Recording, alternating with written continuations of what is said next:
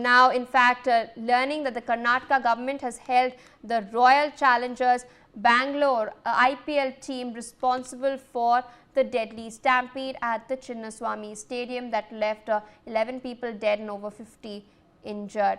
After the team's victory in the franchisee, the report, which the government initially wanted sealed, has now been made public after the High Court ruled that there was no legal basis to keep it confidential. In fact, we have accessed the report that has taken place, but before that, the franchisee organized the victory parade unilaterally and in fact without prior police permission, is what the report has stated. It's also highlighted a series of lapses that have taken place, and its organizers, including social media posts with that misled fans about entry protocols, is what the report has in fact put out. There is in fact a lot of information that has come in with regards to this report. I have it on my screen over here. I request the team upstairs if they can flash it for our viewers. This report highlights that on the 4th of June at approximately 3 p.m. there was a sudden surge of people in a constricted area in and around Chinnaswamy Stadium. Around 3 lakh individuals gathered in this limited space, far exceeding the stadium's capacity of 35,000. Such a crowd concentrated at the entry gates following posts made by RCB organizers on their official handles stating that the entry to the event would be free for all. However, it was only at around 3:14 p.m. that the RCB on DNA organizers published a post on their official social media accounts for the first time and belatedly clarifying that entry to the stadium would require limited pass entries, thereby creating confusion, frustration and chaos. So, very clearly they have in fact pinned the blame on the RCB. This copy is hereby disclosed as document number 6. The Karnataka government wanted this to be in fact sealed, but there was an order by the court due to which this had to be made public.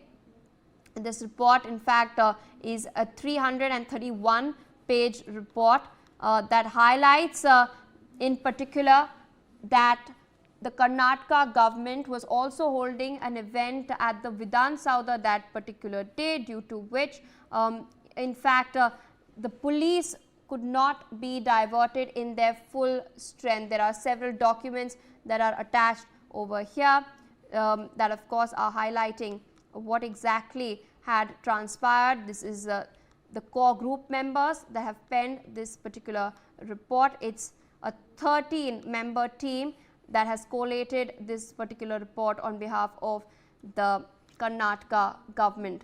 This report clearly highlights that there was an event that was taking place at the Vidhan Sauda a couple of days at the same day itself. There were posts that were made by the RCB handle that very day, due to which there was in fact a lot of chaos, a lot of confusion that was created. In fact, there is a crucial page in this particular report, page number 7.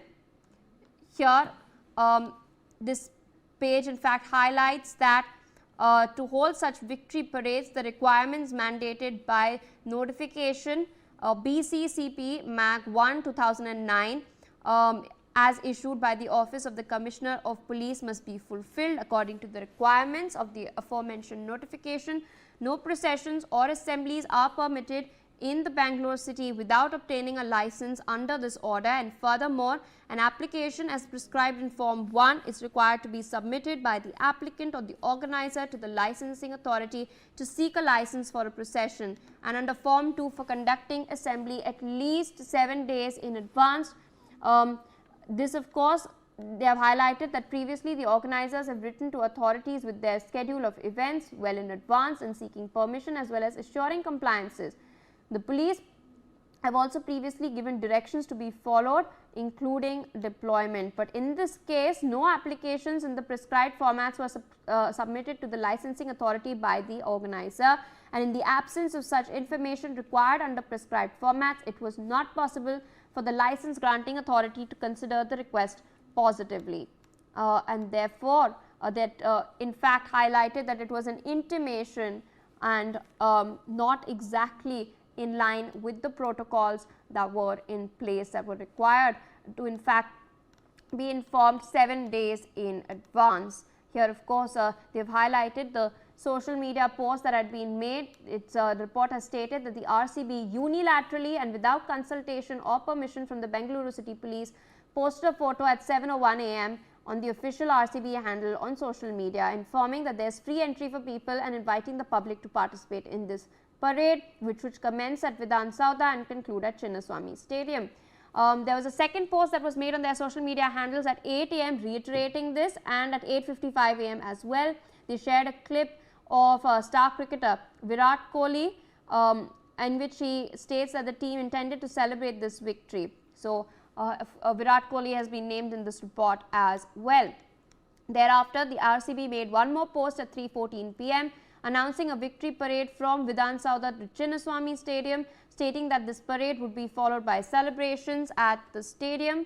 This post mentioned for the first and only time that free passes and limited entry were available at their website, and until this point there had been no information regarding the disbursement of passes, implying that the event was open to all based on RCB's prior posts. This is what this particular report has highlighted.